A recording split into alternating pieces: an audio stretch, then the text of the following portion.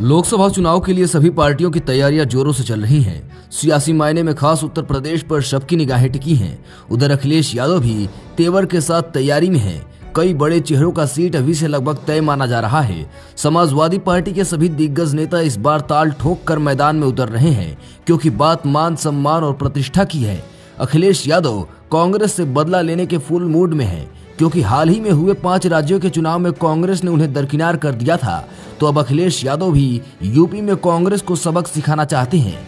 कांग्रेस भले ही सपा से बड़ी पार्टी है, लेकिन यूपी में उसकी हालत बहुत कमजोर है, जिसका अखिलेश यादव आगामी चुनाव में भरपूर फायदा उठाते नजर आएंगे। विपक्ष के सामने चट्टान की तरह खड़ी बीजेपी लगातार अपनी जीत का दावा कर रही है, तो दूसरी तरफ इंडिया गठबंधन की बातें अभी तक सीटों के बंटवारे पर ही लटकी हुई है, जिसे लेकर सभी पार्टियां मंथन कर रही हैं। मगर अखिलेश यादव का फंडा साफ है, वो उन्हीं सीटों पर चुनाव लड़ेंगे जिस पर उंगली रखेंगे। इस बार अखिलेश यादव समझौता करने के मूड में नहीं है। यूपी में लोकसभा की 80 सीटें हैं और अभी से सपा के बड़े चेहरों के लिए सीटें तय कर दी गई हैं कि वो कहां से चुनाव लड़ेंगे। हालांकि इस ओर सिर्फ अखिलेश ने इशारा ही किया है, पार्टी की ओर से कोई आधिकारिक घोषणा नहीं की गई है। बताया जा रहा है कि अखिलेश यादव कन्नौज से ताल ठोक सकते हैं, तो वहीं उनकी पत्नी डिंपल यादव मैनपुरी से चुनाव लड़ सकती हैं। मैनपुरी सपा की पारंपरिक सीट मानी जाती है। फिलहाल डिंपल यादव वहीं से सांसद हैं और इनके पहले समाजवादी पार्टी के संस्थापक मुलायम सिंह यादव सांसद थे।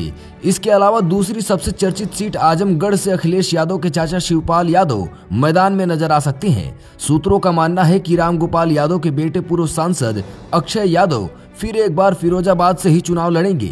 इसके अलावा अम्बेडकर नगर से लालजी प्रसाद वर्मा और फैजाबाद से अवधेश प्रसाद को टिकट दिया जा सकता है। अगर बात करें यूपी के सियासी समीकरण की, तो यहाँ 2014 के लोकसभा चुनाव में भाजपा ने 71 सीटों पर जीत दर्ज किया था और एनडीए में शामिल अपना दल ने 2 सीटों पर अपना कब्जा जमाया था।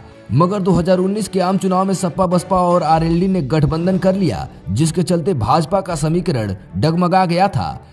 तब भी बीजेपी ने 80 में से 64 सीटों पर अपना झंडा लहरा दिया था। अब इस बार कई पार्टियों का गठबंधन बीजेपी के सामने है, तो देखना होगा किसके पाले में कितनी सीटें जाती हैं। Bureau report, political panchayat.